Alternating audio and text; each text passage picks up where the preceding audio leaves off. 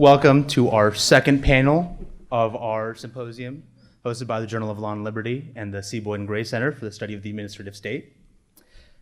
This panel will be about the Roberts Court and administrative law. It features our very own Professor Sally Katzen, who is a professor of practice and who's a distinguished scholar in residence at NYU School of Law. She's a distinguished senior fellow at the C. Boyden Gray Center. We'll also have Professor Gary Lawson, who's Associate Dean for Intellectual Life, and the Philip C. S. Beck Professor of Law at Boston University School of Law. And it has Mr. Adam White, who is co-director of the C. Boyden Gray Center for the Study of the Administrative State, and a senior fellow at the American Enterprise Institute. Our moderator is the Honorable Stephen Menashi, who is a judge on the U.S. Court of Appeals for the Second Circuit. Without further ado, Judge Menashi. Thanks very much. I'm very, oh, okay, I'll take the microphone. Thanks very much. Is this working? I'm happy to be here for this panel on the Roberts Court and the administrative state, or the Roberts Court and administrative law. The Roberts Court's cases have called many precedents into question, including in the area of presidential appointment and removal, as well as with respect to judicial deference to administrative agencies. And I'm looking forward to what the panelists have to say about the Roberts Court and administrative law, which is increasingly important. As you all know, the administrative state has a great deal of authority in the life of most Americans, and administrative law puts some safeguards over the exercise of that authority and also ensures that Congress's directions for the need for regulation are executed. While the court has expressed some willingness to overturn major decisions, including Chevron and Auer, it's often found more incremental ways to achieve some objectives. And to enlighten us on those kinds of moves, we have a distinguished panel today who's already been introduced. And so we'll start with Gary Lawson. Hi, thanks so much. I'm actually going to violate flagrantly norms of consistency, predictability, textualism, and anything else that one might associate with the concept of the rule of law, because I'm not actually going to be talking about the Roberts Court. Now, I'm happy to talk about the Roberts Court in the comments and questions afterwards. Short version, I don't like it very much, at least not in administrative law, but that's not really what I'm going to be talking about. Instead, I'm sort of the transition from the first panel to the second panel. And that is because when I got the invitation to this event, I was in the process of co-writing a manuscript on the second of the Chenery cases from 1947, Chenery 2. And for 35 years, if someone had asked me, what's the one case in the administrative law canon that is the anti-rule of law case, that is the antimatter version of the rule of law, immediately I would shoot out Chenery 2. So I figured, why not talk about Chenery 2? It's also, this manuscript is a whole lot shorter than the one I have right now on the Roberts Court, which is about 100 pages long. All right, so what's the problem with the Chenery 2 case from a rule of law perspective? Well, some of it turns out to be, I think, constitutional, but I'm going to put most of that aside for the moment because most of it is jurisprudential. What do I mean by that? What's going on in the Chenery 2 case? Well, this is a decision, you don't know, from 1947. Congress passed a statute that doesn't exist anymore, the Public Utility Holding Company Act, or PUCA, as that's what it is, PUCA. And it ordered these public utility holding companies, which had come up with very complex corporate structures. A company this owns this, owns this, owns this, owns this. They're ordered to reorganize, and they have to turn in plans to the Securities and Exchange Commission. And the commission, according to the statute, by rule or order, this is pre-APA, but the statute specifically authorizes the agency to proceed by rule or order to approve these plans, provided that they are, quote, fair and equitable. Well, one of these companies reorganizes, and the principal parties in that company want to make sure that they have a solid stake in the new company once it's reorganized. It becomes very clear that the only people who are going to share in the new reorganized company are preferred stockholders, so they go out onto the open market and they buy a bunch of preferred stock. No dirty dealing, no inside information. These are all public, very open transactions. Nobody questions that. But the SEC finally approves a reorganization plan that allows all preferred stockholders to get an interest in the new reorganized company, except the Chenerys. All the stock except the ones that they had bought during the reorganization. And in the first of the Chenery cases, the Supreme Court rules against the agency. The agency claims that, well, we're just following established judicial precedents. The Supreme Court reads the established judicial precedents and says, no, you're not. I've read those judicial precedents. No, they weren't. Pretty easy call. Go back and, if you want to do the same thing, you have to have some law. You have to have some basis of law for saying these people don't get to turn their shares in for stock in the new company. So the agency comes back with law. What is the law that they come back with? Well, they make it up. They simply invent. And pretty open about this. There's no statute, no common law tradition, no regulation, no settled custom, nothing that you would be able to identify as law except the agency's decision in this one particular adjudication. And they announce it, and they apply it to conduct, which when the Chenerys did the conduct, there was no legal norm of any recognizable kind that said you can't do this. They apply it they're making up a new principle of law in adjudication. They apply it retroactively, and then over their staff's objections, refuse to apply it to other seemingly similarly situated corporate managers in other reorganizations. All right, so that's always steamed to me a bit. Why is that bad? What is it about that creates a rule of law problem distinctively? Partly, I think it's about what Tom Merrill was talking about earlier, the predictability part. But I think that's only part of the story. That's the rule part of the rule of law story. The other part is the law part of the rule of law story. What exactly is the rule of law, or more specifically, what is the law that we are interested in the rule of? And if you read Tom's fascinating article, and you absolutely should, something that is implicit throughout it, not surprisingly, is that the conception of what counts as law is entirely positivist.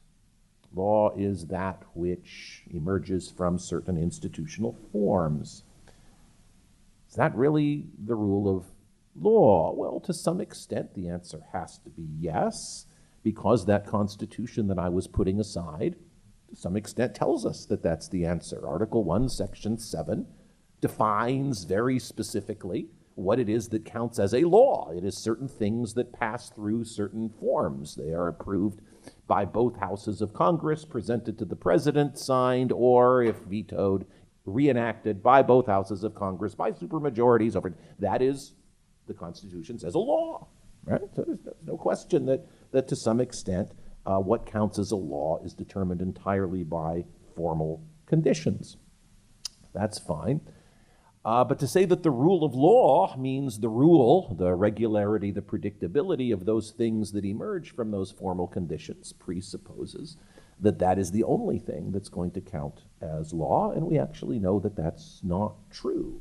How do we know that's not true? Because there are things that pass through those formal Article 1, Section 7 processes that turn out not to have any actual legal effect. Why? Because they are inconsistent with and therefore trumped by some other thing that also counts as law, even though it's not specifically mentioned in Article 1, Section 7, that turns out to be hierarchically superior to the stuff that comes out from that. Now, whether that set of things that is potentially in conflict with and hierarchically superior to the positivist law is just positivist constitutional norms, whether it includes norms of international law, whether it includes norms of natural law, those are all interesting questions. I don't need to get into them here. Point is only that if we're talking about something violating the rule of law, we have to be very clear about all of the different things that we're willing to think about as potential sources of law. And what happened to the Cheneries? Does that violate any specific statute that Congress enacted under Article 1, Section 7? Not necessarily. Congress did not have an SEC don't make up law during adjudication statute. If anything, the text of the statute seemed to authorize the agency to do through adjudication exactly what it would do through orders. Might there nonetheless be other norms that trump that? Well, it's not a 100-page manuscript, it's a 60-page manuscript if you want the answer. It's not on SSRN yet, but it will be soon. So anyway, that's sort of point number one. We want to be very clear about what we count as law. Point number two is I'm going to agree with something that Professor Rosenblum said on the first panel, and that is that disputes about the rule of law, however defined, and the administrative state are really about political economy. I think he's clearly, unambiguously right about that. And I think it makes sense to take things on those terms. Let me start with my favorite / least favorite administrative law figure, and that is James Landis, the former dean of the Harvard Law School, architect of the Securities and Exchange Act and Securities and Exchange Act, an early commissioner of the Securities and Exchange Commission, and the author of the most influential book on American administrative law ever written, The Administrative Process. If anyone is familiar with it, it's a full-bore attack on the notion of separation of powers as a constraint on the administrative state. It is indirectly an attack on the rule of law as a constraint on the administrative state. Why do I say that? Well, what's Landis's objection to old-style 1788 separation of powers? Well, he says, no business operates that way. No organization that's actually trying to get things done divides itself into 3 separate institutions with these well-defined functions, and each checking and countering each other so that no, if General Motors tried to operate that way, it would never have gone past horses and buggies. Well, suppose we find some set of the considerations that Tom points out as defining the rule of law. It could either be the thin conception, a thick conception, a mushy conception, whatever it is. Whatever set you come up with, if you then try to match those against what New Deal style administrative agencies were by Landis thought supposed to do, and you say, well, wait a minute, they've got to be more predictable than that, they've got to be more consistent than that, they've got to be more prospective than that, they have to, well, Landis's answer be, show me a business that runs itself that way. Show me a business that operates on that model, and we'll talk. What's at stake here, and maybe political economy is not even a deep enough term. It's a theory of government given the nature of people. Let me just throw 2 competing visions out there that I think define what most debates about the administrative state, whether couched in constitutional terms, jurisprudential terms, doctrinal terms, normative terms, I think they're really all about. Vision number 1 is what I will call the 1788 vision, because it's perfectly obvious to anyone who looks at the Constitution of the United States that this vision infuses it. And that is the people basically suck vision.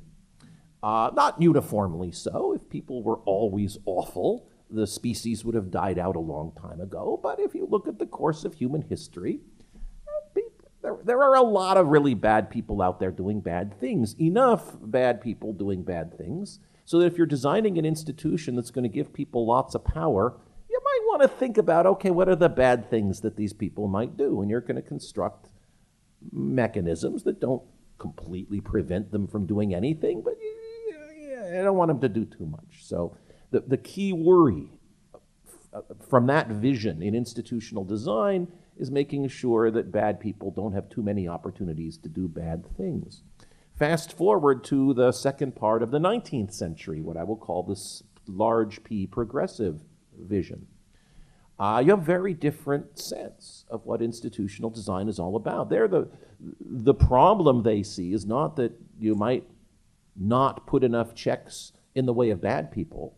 The problem is you might put too many roadblocks in the way of good people, understanding their conception of good people as being those who have the training, expertise, social class, whatever, to identify and solve human problems, the same way that engineers can build bridges, social engineers can solve human problems. And if that's what you see as the central problem of human affairs, all of this rule of law stuff, all of this separation of power stuff, that's just, I mean, you wouldn't make chemists and engineers go through all of that. Why would you make the wise people with PhDs from Columbia, who are now going to be running human affairs, go through all of that? And I think almost everything that happens in administrative law over the last century and a half is explicable in terms of to borrow a phrase from a very wise man, a conflict of visions, Thomas Sowell put it.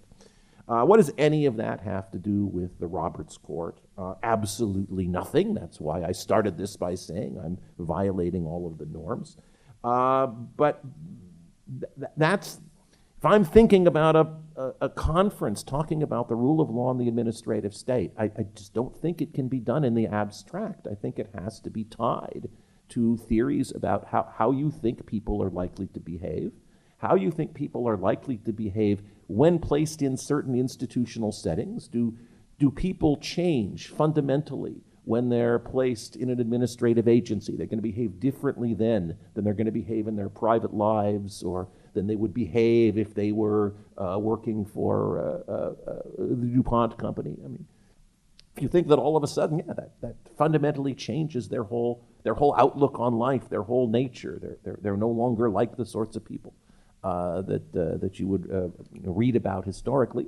You're going to have a very different view of how things operate. So that's my spiel. If people want to talk about the Roberts Court, happy to entertain questions and explain why I think they're terrible. And people want to talk more about the mechanics or details of the Chenery II Doctrine, happy to do that. But this was really the thing that flashed through my mind when Adam extended the invitation. All right, so off topic, but hopefully provocative. Thanks very much, Gary. Adam. All right, I will talk about the Roberts Court because, I picked the topic, so it'd be a little gauche if I didn't talk about it. But I do want to say, Gary, I was still practicing energy law in '05 when they repealed the Public Utility Holding Company Act, and the saddest lawyer I knew was the one who specialized in that law and had dedicated her entire career to that statute, only to see it repealed. Before I give my own quick thoughts on the Roberts Court, I just want to flag the two other papers in the symposium that focus really specifically on the Roberts Court. One's by Lisa Heinzerling of Georgetown. She was sorry not to be able to be here today. Her paper is really great. It's called The Major Answers Doctrine, where she says the Supreme Court's newly articulated major questions doctrine is not actually about major questions, it's about major answers. It's not only misnamed, but also misconceived. Then she concludes, the doctrine is ideologically driven and analytically careless in prizing ideology over analysis. The court has at least done one thing well. It has shown us who is boss. So that's a good sense of the article, and I really encourage you to read it when it comes out. That article is paired with one from Professor Michael McConnell of Stanford's Law School. He writes that his essay is titled Chevron, Then and Now. And he argues that Chevron, when it was originally decided, stood for the modest proposition that courts can't overturn the policy decisions of agencies without a solid basis in the relevant statutes. But then he concludes, by the early 2020s, Chevron looked rather different. Instead of protecting agency policy discretion within the bounds of statutory missions, the doctrine was used in many cases to justify expanding the agency's mission. And so he comes out very much in favor of the more recent developments, putting limits on Chevron deference. I want to say, by the way, Gary's, the paper he mentioned about the Roberts Court, it's not part of the symposium, but I've seen it, and it's very, very interesting. So I'm looking forward to when it sees the final light of day. About the Roberts Court, just really briefly, By this point, the debates in and around the Roberts Court on Chevron deference and on non-delegation, they're, needless to say, very, very well known.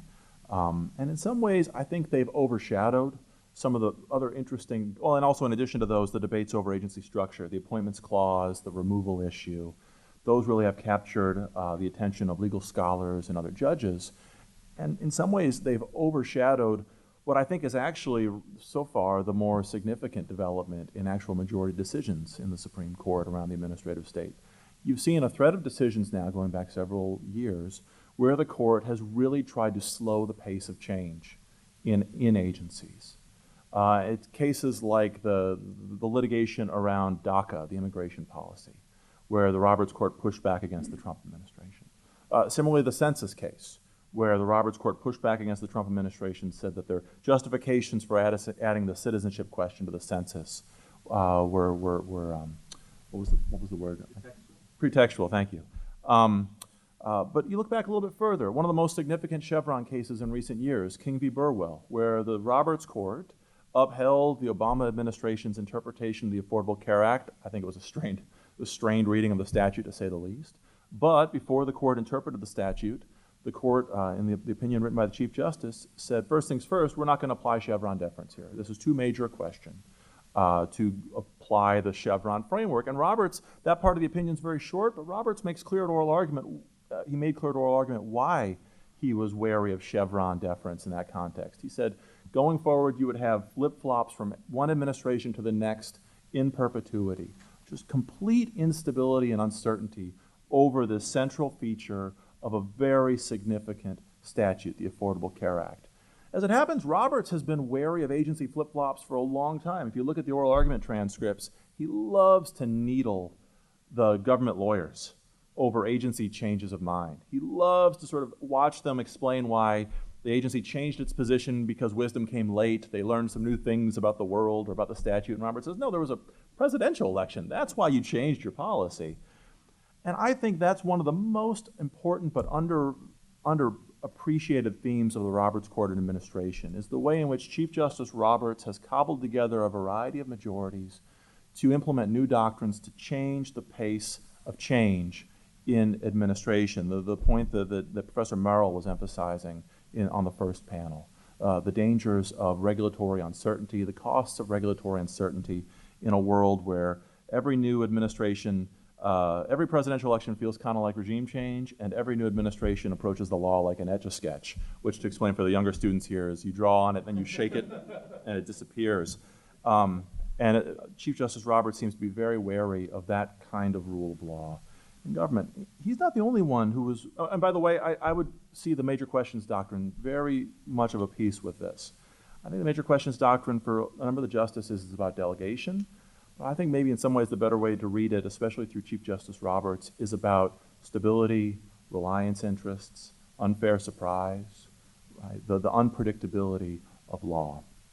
Roberts and other judges have seen it this way. They're not the only ones who've seen it this way. When you go back and read the founding debates, this was the central worry of Alexander Hamilton. In Federalist 68 through 76, where he's arguing for long-term limits, or for a 4-year term, and then the possibility of re-election, over and over again, he's justifying this in terms of the stability of law. He worried about what he called ruinous mutability in administration. And he said, actually, if anything, mutability in administration will undermine people's faith in government, right? In some way, the way that Madison argued about stability in constitutions, building reverence, Hamilton makes the same argument about administration and laws, basically. Not in terms of reverence. He liked administration, but maybe not that much. But he worried about the people losing faith in government because the laws would be so mutable from one administration to the next. A lot of Professor Rosenblum's comments on the first panel, they reminded me of a quip that Hamilton makes in Federalist 68. He quotes Alexander Pope, not by name, but he quotes him, and he refers to the Pope's political heresy. Pope wrote, "On forms of government let fools contest. That which is best administered is best." And Hamilton says, that's a heresy, but there's a little bit of truth in it. He says the true test of good government is its tendency and aptitude to produce good administration. And what Hamilton meant when you read across his writings is administration that is reasonably steady, but also energetic. And constantly trying to strike that balance between stability and energy was the central argument that Hamilton makes. And I wouldn't say that the Roberts Court, in these themes I just highlighted, that they're certainly not explicitly inspired by that, or I think even implicitly inspired by it. I think, though, that those principles in our constitutional government have a kind of gravitational pull on what the Roberts Court is doing, if only because the Roberts Court is reacting to the kinds of costs of regulatory instability that Hamilton and the other founders were so worried about. I went on too long, but I'll just say in closing a couple of things. To the extent that the Roberts Court seems to be gravitating towards those principles, here's a couple others I'd throw into the mix. One is that I think we've come to forget in the modern era how much administration really is an effort at liquidation in the Madisonian sense, of trying to wring some kind of meaning and stability out of inherently unavoidably vague laws, right? That administration is the final step in trying to wring some certainty out of vagueness, and that judicial review and administration are both a very delicate and nuanced effort to try to impose some certainty in unavoidably vague laws. I think also Hamiltonian administration is a lot about responsibility and what's in the mind and the heart and the character of the administration. And I wouldn't say the Roberts Court has been focusing on that, but there's like a flavor of that, right? And the things like pretextual analysis, where they really are worried about not just the nominal legal arguments an agency's making, but they're putting some weight on the mindset with which the agencies are approaching administration, right? It's seeing administration as an effort and responsibility, even more so than an exercise in willfulness. I guess the last thing I just say is that the irony in all of this is that the more that the courts impose rules, especially procedural rules and standards on the agencies, that will improve stability, I suppose, but it will sap energy from administration. Justice Kavanaugh, then Judge Kavanaugh, when he's on the D.C. Circuit, he worried about this in an opinion called American Radio Relay League, where he said, hard look review is good in many ways, but starts to really make the administration look less like executive power and look more like legislative power. And so I'm sure 20 years from now, to the extent the Roberts Court course corrects in direction of stability, there'll be another course correction in the direction of energy. I went on way too long, but I'll leave it at that. Thanks very much, Adam.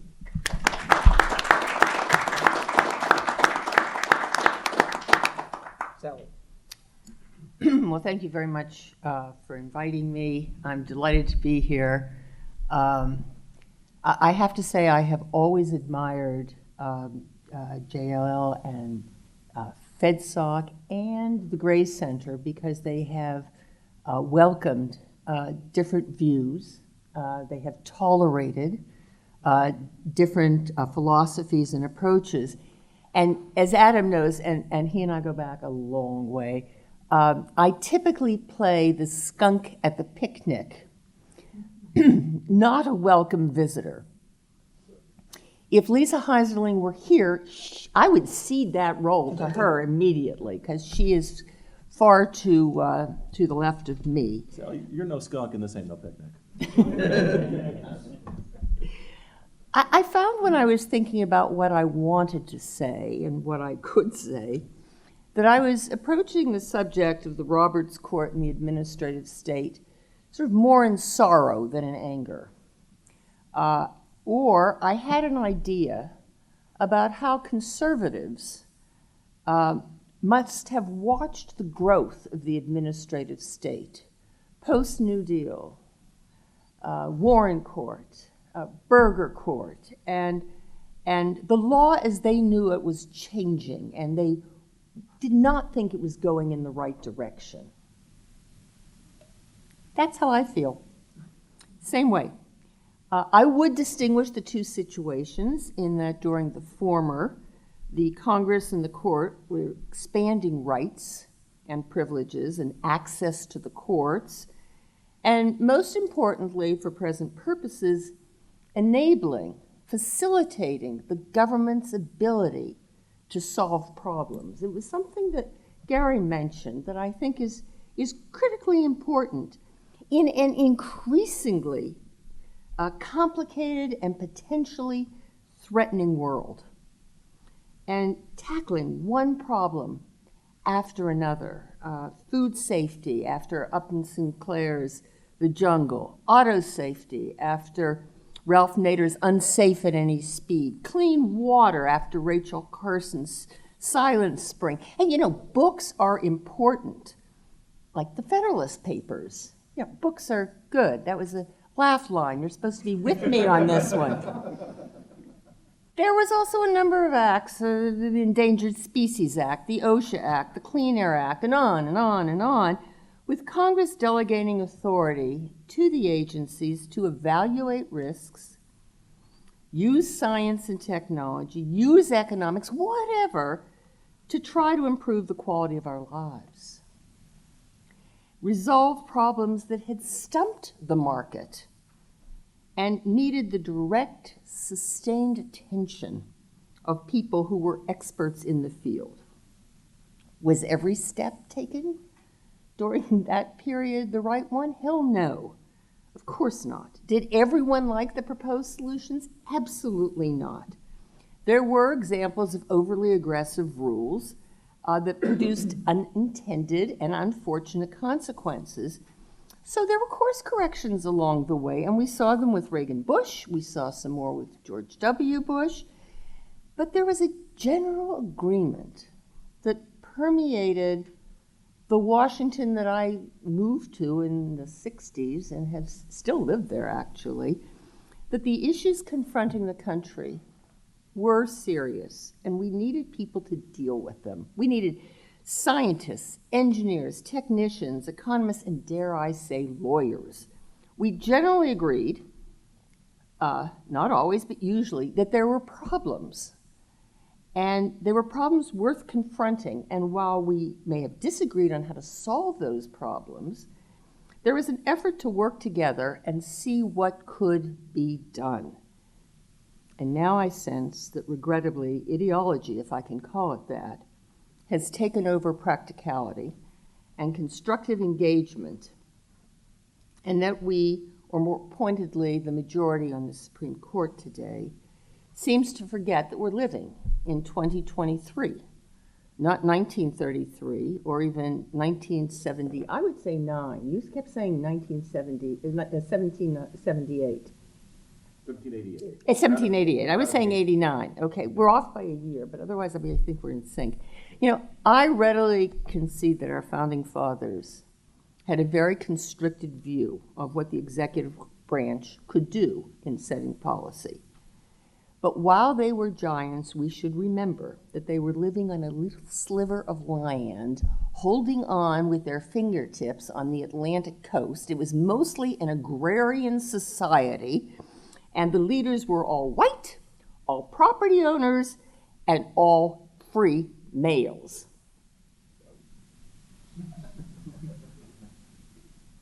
We are a different country today.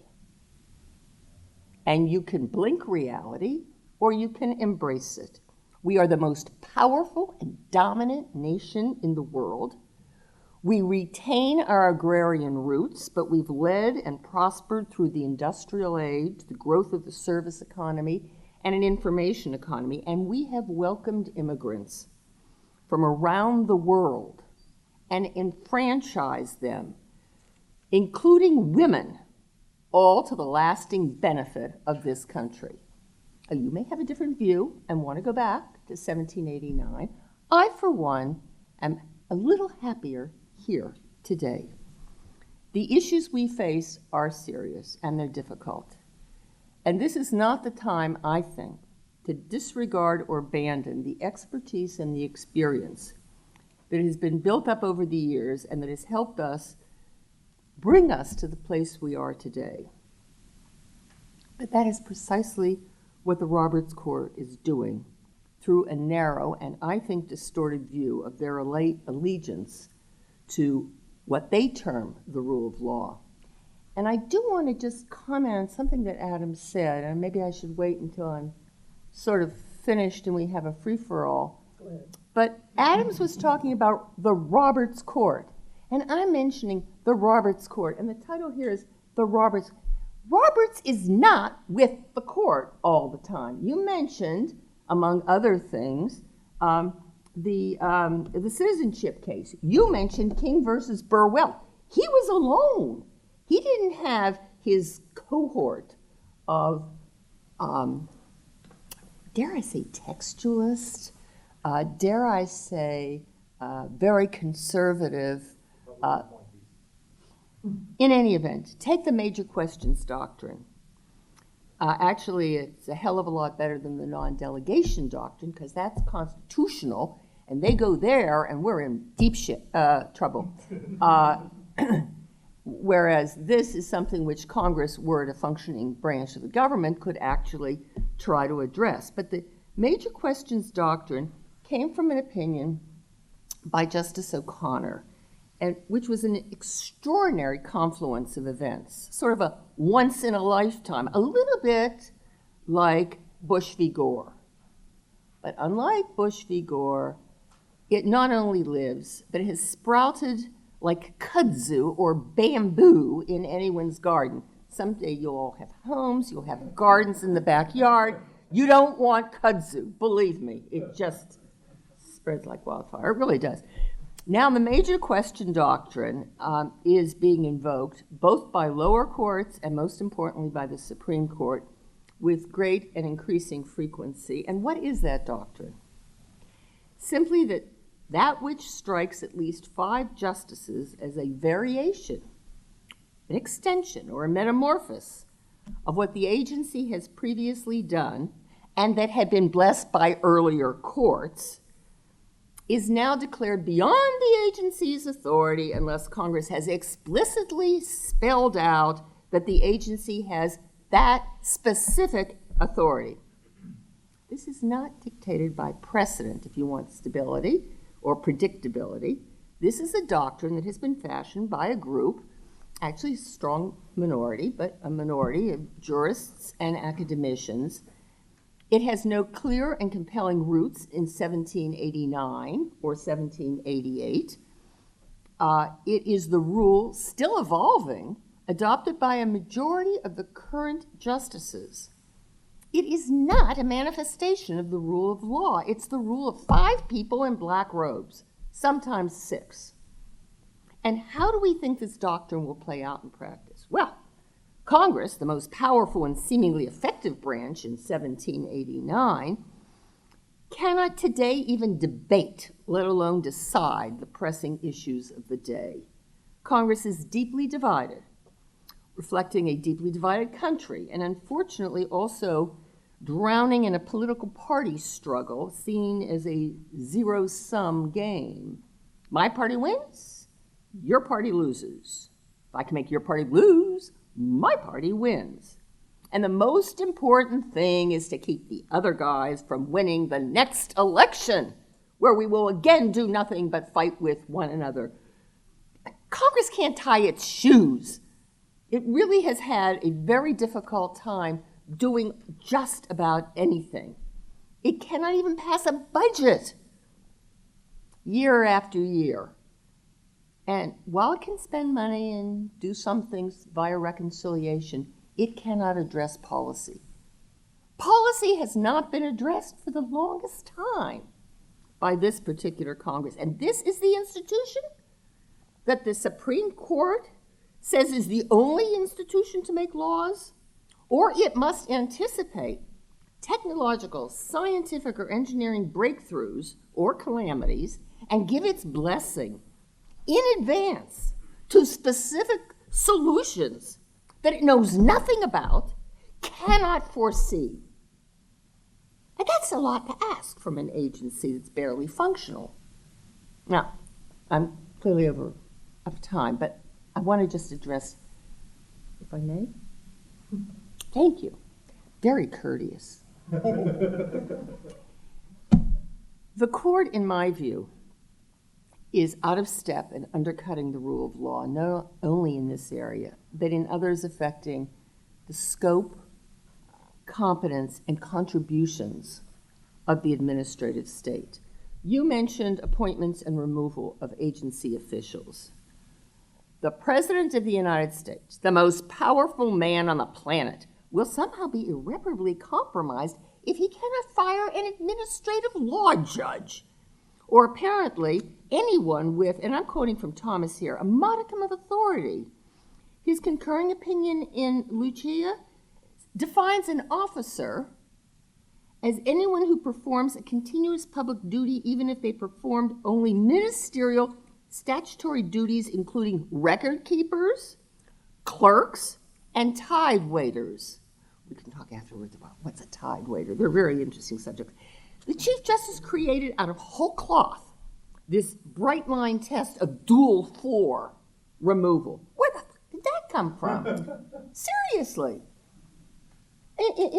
Okay, so that was a position, that was a creation by the Congress. You want to have Congress decide things? They decided it. But that didn't sort of matter too much.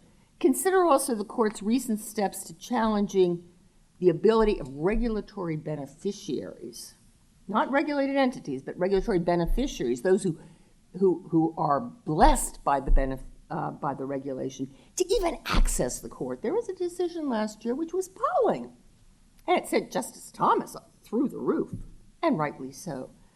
The court's threat to curtail or cease deferring to an agency's interpretation of the law, and we'll talk about Chevron, when the statutory term is admittedly, by the judges, they admit it's ambiguous. And they're only looking at a clause, or maybe a sentence, or maybe a section, not the whole act. And they're the ones who are going to determine what they mean. That's just for starters. Now, I'm struck by the peevishness by which some of the justices even say administrative state. I mean, like it's some offensive, foul-smelling animal. Their reaction is to diss or denigrate the administrative state. It isn't, after all, even mentioned in the Constitution, although there are references to officers and departments. But I may be unfair, and I'm obviously here to express a view that will at least attract your attention and maybe get you thinking. But I am very concerned. When I grew up as a little lawyer back in the 60s and 70s, I continually heard conservatives express dismay about the lack of judicial restraint by the Warren and the Burger Court. And they grilled people who were nominated for positions as judges. Are you for judicial restraint? I don't think what's happening is restraint. I think it's a lack of restraint. And I fear that their charge to dismantle the administrative state will be most unfortunate for the law, for the rule of law, for me, and for you. Thanks very much.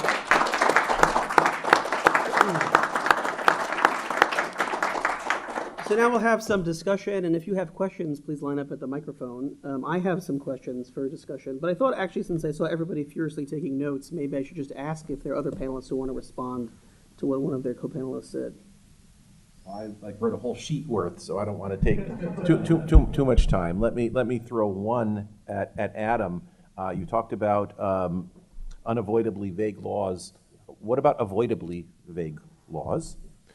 Where does interpretation of a law end and creation of a law begin? There has to be something about that. I wrote down 7 bullet points from Sally Katzen. I just want to say, she doesn't know this, but I've known her name for 4 decades. Not that we've met, but I'm not that old. Unfortunately, we both are, because it was either 85 or 86, because I was clerking on the D.C. Circuit, and this is why the name has stuck in my head for that long, was the single best oral argument I have ever seen any lawyer do. And I remembered the name Sally Katzen. I don't even remember the case, but I remember the name Sally Katzen. I was thinking, oh my God, that was good. Here's the bullet point version. Point number 1, in terms of problem-solving ability in a complex world, I've already quoted one author of one book. Let me quote another. Simple rules for a complex world. Complexity does not necessarily call for more rather than less. What? Well, number 2, expertise. This has been an obsession of mine for the last few years. I haven't written much on it, but that's all coming later. One of the central questions of the next few decades is going to be to try to define what expertise is, what it is that expertise, however defined, can and cannot do. That turns out to be an extremely complicated question when you start getting into what is it, what problems are amenable to what kinds of expertise. How would you know whether or not you've got the right experts if you are not yourself an expert? How do you know what the experts are going to do? Are they going to exercise expertise or something else? And how are the non-experts going to tell? And number 4, even if you have a problem that's amenable in theory to expertise, where on the sort of curve of knowledge are you? Because most knowledge curves are not always upward sloping. They tend to go toot. It's entirely possible that your expert is going to send you here rather than here, and neither you nor the expert will know. Point is that highlights one of the central questions. We probably should have a panel on that. All right, well, I've got 5 more, but I'll save those. Those were the first Okay, 2. you want to maybe take those in order? I don't know, do you have a response about avoidably? I can wait.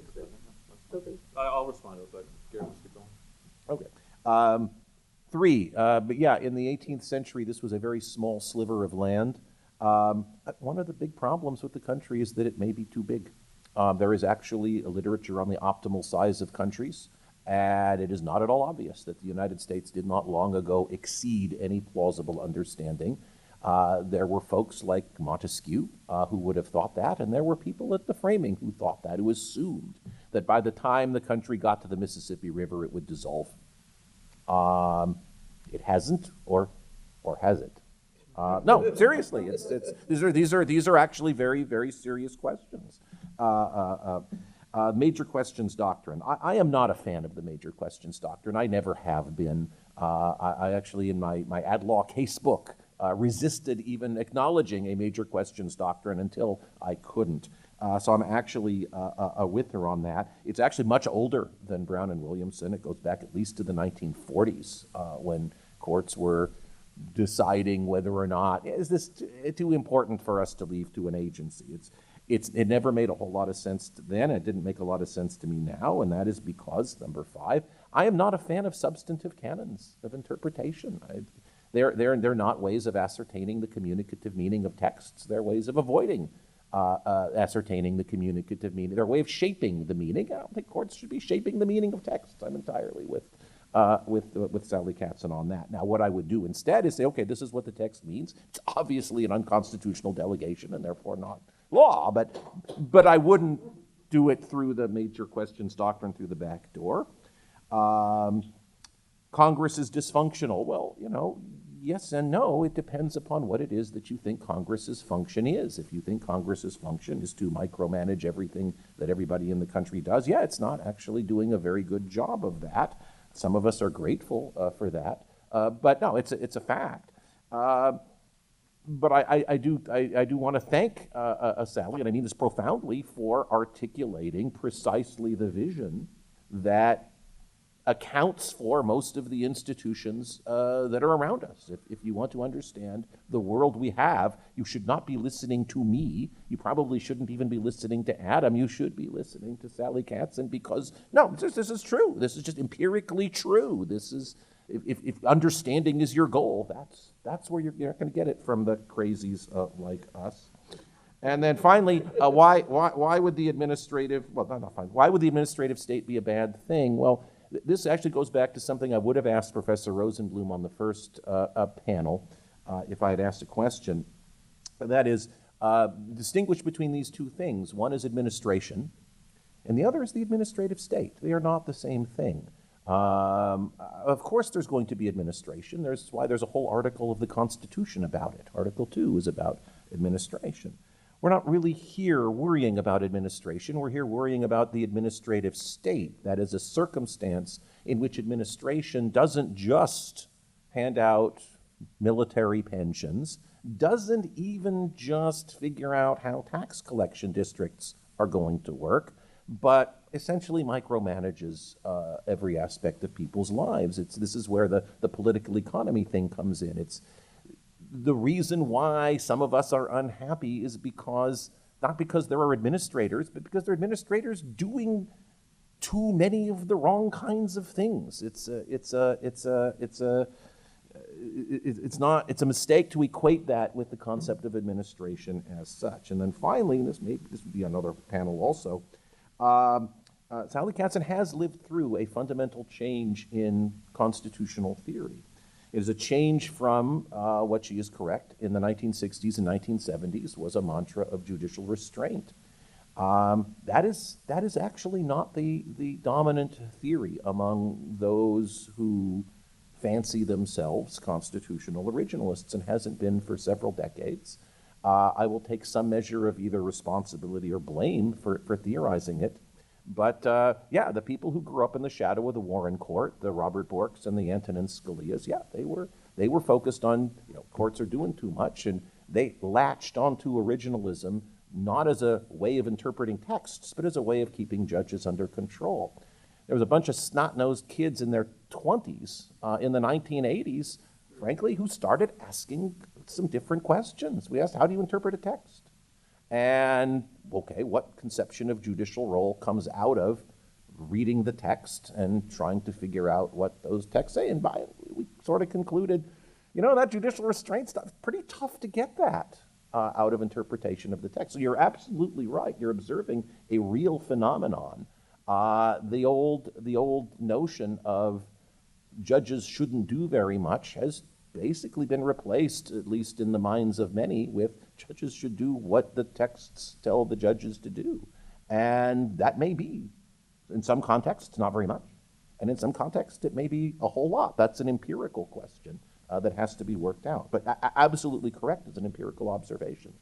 The old, there's been a changing of the guard, and it's openly theorized in a very different way. Anyway, that's a lot, that's too much. I thought it was a terrific presentation and talk, and thank you for doing it and for listening to me. Let's get reactions to that. Why don't we go in order? Why don't Adam first, and then Sally. I'll just say, first of all, Gary, I don't think the country is too big for constitutional government. I think the country is too fast for constitutional government. Too fast in the pace with which we decide policy, change policy, communicate, and make up our minds. And the great challenge for a republic is to slow things down a little bit.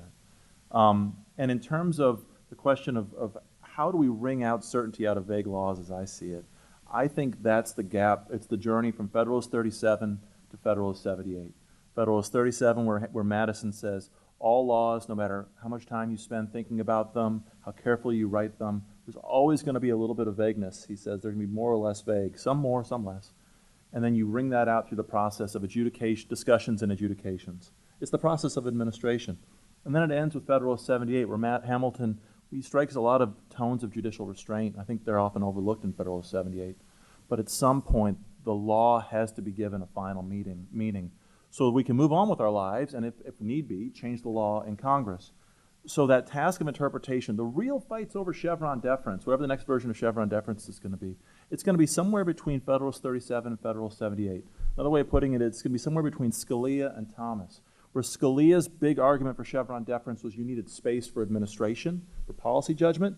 Thomas says, no, you need finality. You need the law to have meaning. And the question is, what framework for deference is going to allow some play in the joints in the beginning with an eye to Federalist 37, but is actually going to settle meaning at the end with Thomas and Federalist 78? And I have comments on Sally's thing too, but I'm going to let you jump in.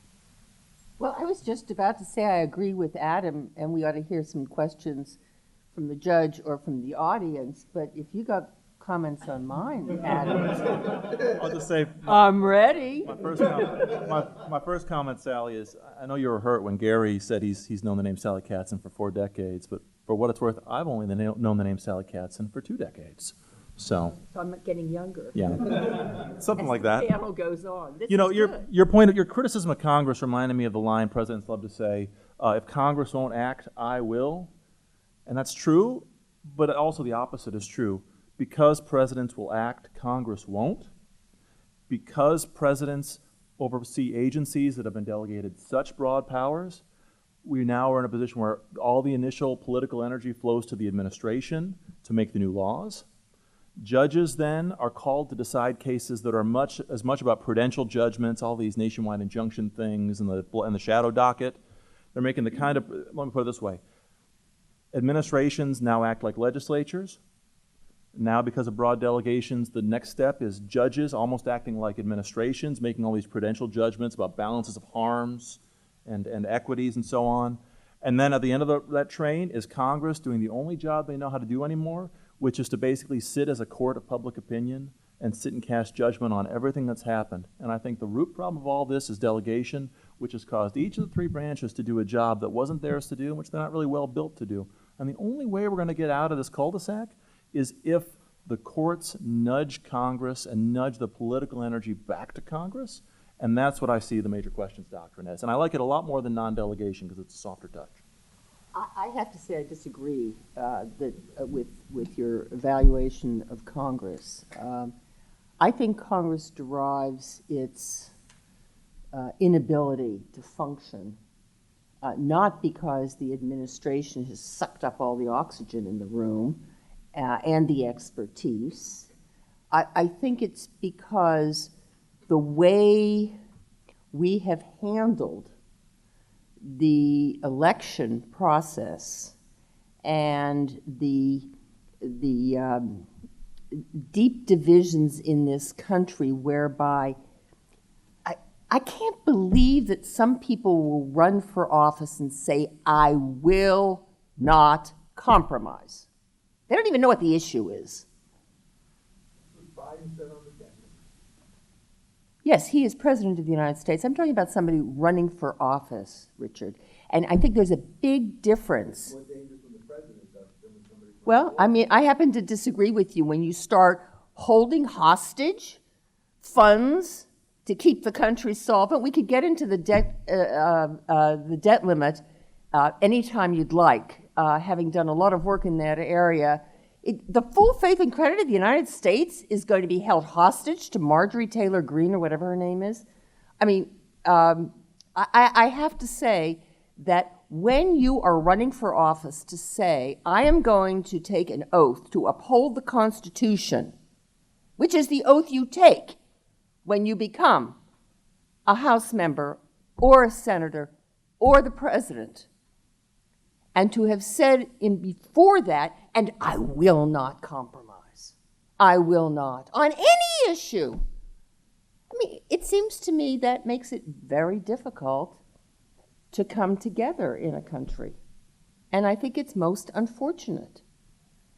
But, Okay, we're at time, but we started late. Is it okay if we take a few minutes to ask a couple of questions? Is it? All right, so I was struck by, when I was reading the papers for this panel, that Mike McConnell's paper said, you know, the Chevron decision, if you go back and read it, was quite reasonable at the time. It just wanted to tell courts, get out of interfering with the policy discretion of agencies, but it's evolved into this doctrine of interpretive authority that contradicts its original theory and has gotten out of hand. And then Gary's paper says, well, if you read Chenery 2, it was much more reasonable than people think today. It was limited. They said they were applying the statute in the adjudication, but it's evolved into a doctrine that's become unwieldy and that gives too much authority to agencies. So is it just a coincidence that these evolve? Is the nature of the law in this area that doctrines will gravitate toward more deference to agencies? Or what explains the expansion of these sorts of doctrines?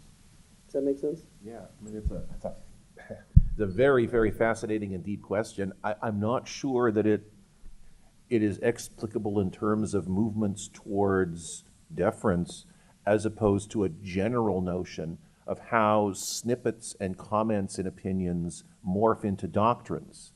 I mean, think about Matthews versus Eldridge, right? That wasn't creating a doctrine, but within 3 years, it's a doctrine. Why? Well, it's because courts have to decide cases, and they have to decide a whole lot of cases. And most of the cases that they have to decide are really, really boring. And lawyers have to write briefs. So you need something that you can structure an argument around. And if you're a judge, you need something that will get the damn case off your desk so you can get on to the interesting ones about nude dancing and the First Amendment, right? So, no, I think it's just a general point about how doctrine develops. Doctrine. I mean, no, sorry, no. I mean, am I wrong, Your Honor? I mean, doctrine develops because of the realities of the life of judges. It doesn't dictate the direction that the doctrine develops, but it's not surprising that cases that nobody imagined for a moment were going to be the founts of doctrine, turn into them.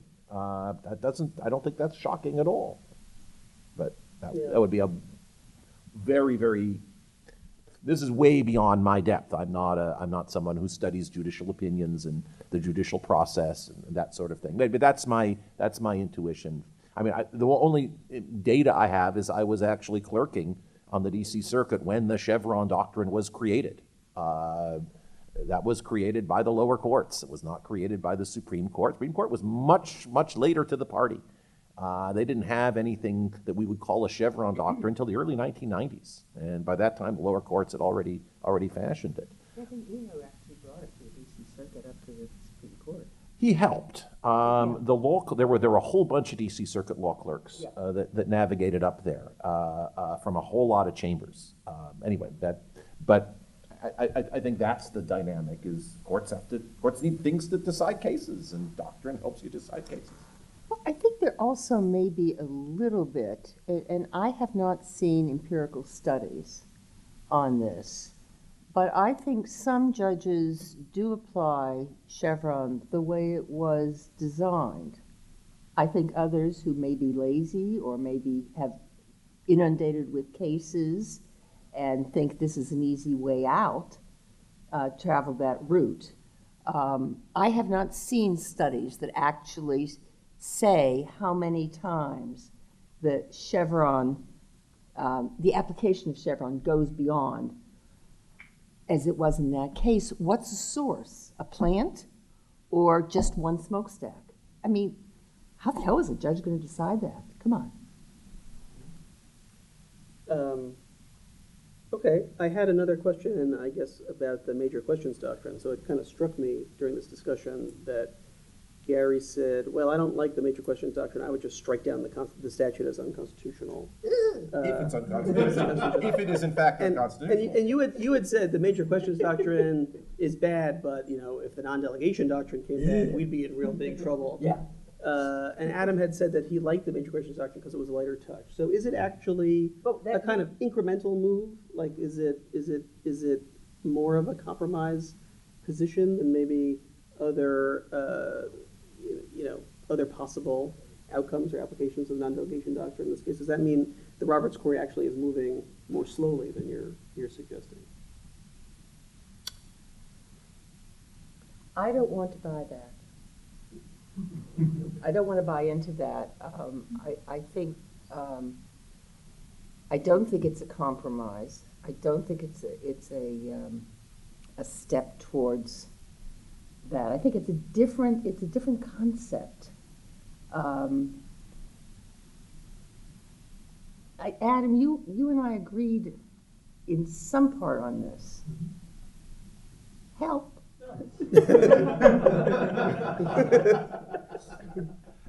You're on your own, skunk. Fair's fair. You want to take another question? Or? Well, I just thought we throw one thing out on that. This is a guess, and if I was good at guessing the outcomes of court cases, I'd be rich, and I'm not, so take that for whatever it's worth.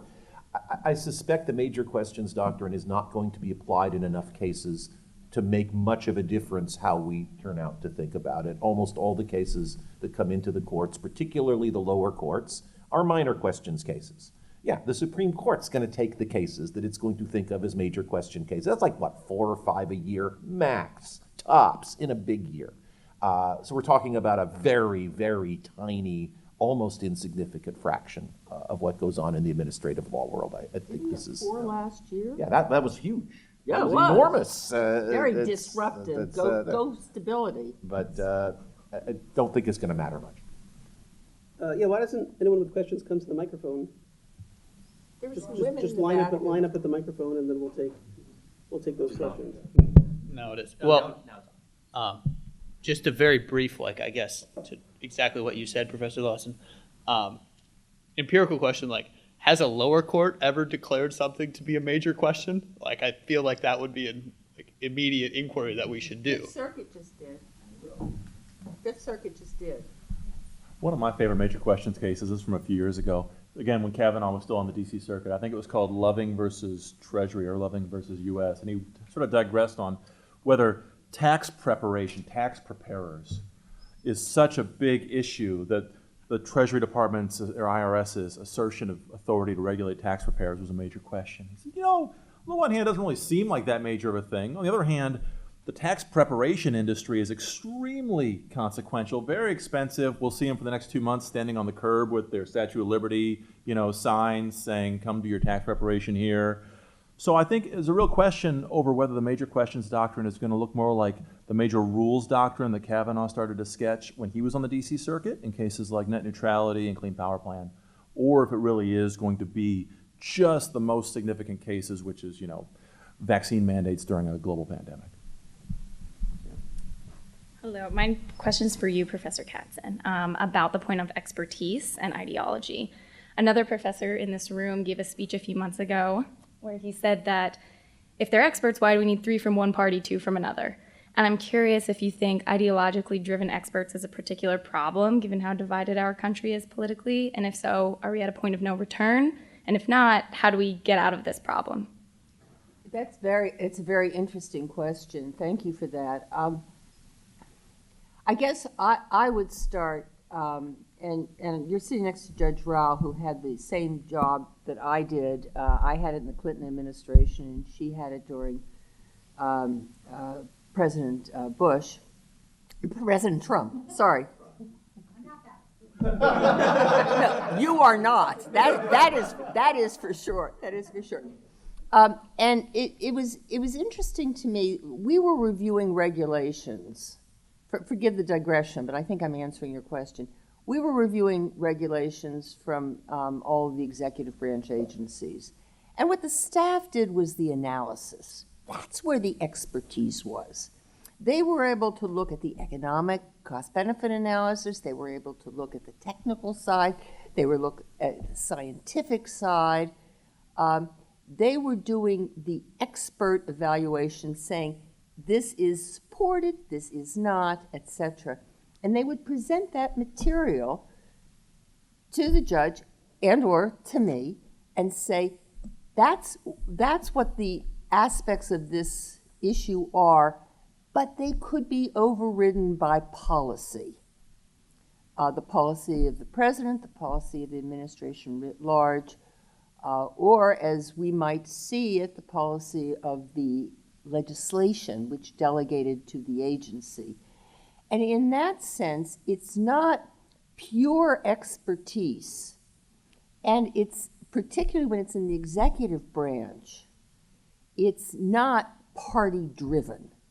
It's you're much too young to remember a wonderful television show that was called, had Sergeant Friday, Dragnet. And he would interview the victim and say, the facts, ma'am, just the facts. And that's where the expertise, I think, plays out in the administrative state.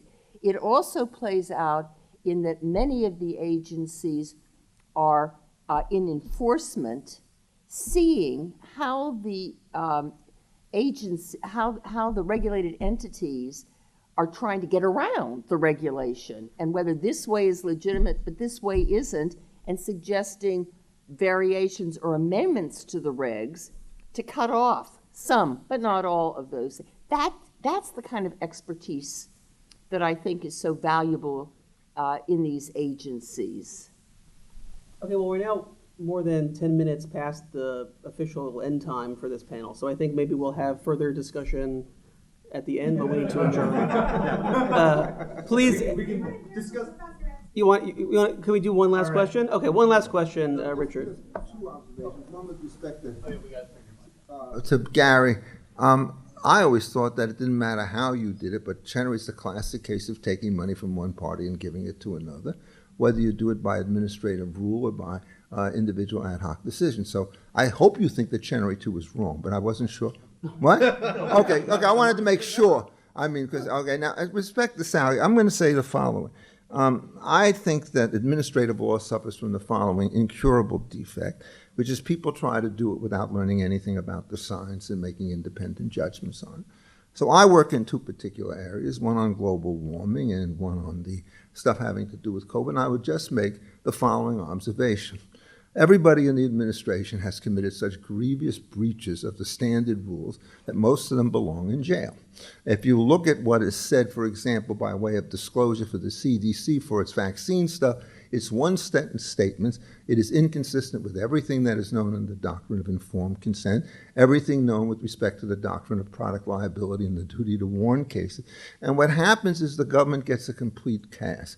There is no person more ignorant on global warming than John Kerry, and why it is that one should defer to that man is the thing. So the question one really wants to ask is, if you have people in government who are politicized in a very deep way and who do things which you think, or at least I think, are wrong on the science stuff, should I defer to them on the science? Because what is characteristic, there is nothing in either of these groups that have actually tried to answer the objections that have been raised by other people, including very distinguished scientists in both areas. So I think that the administrative model has become completely corrupted to the extent that it talks about expertise as some indefinable quality.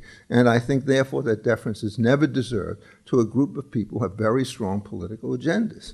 And even on other kinds of questions like student loans, I think it's a simple scandal that you have a standing doctrine which prevents a challenge for major transfers of wealth. It's a major questions doctrine and so forth. So I just don't understand why one has any deference to any of these people given their performance in recent years. I would expect applause from many of you at the end of that. And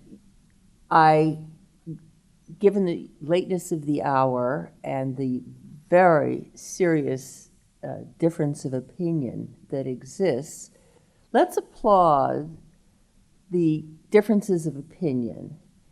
And I would ask you only to consider that there are lots of people in government who are very smart, very responsible, very serious, that the nature of the bureaucrat bashing which has taken place for political purposes sucks big time. I think I'm going to revert to the original position that we should continue this discussion informally after the panel. Please join me in thanking the panel.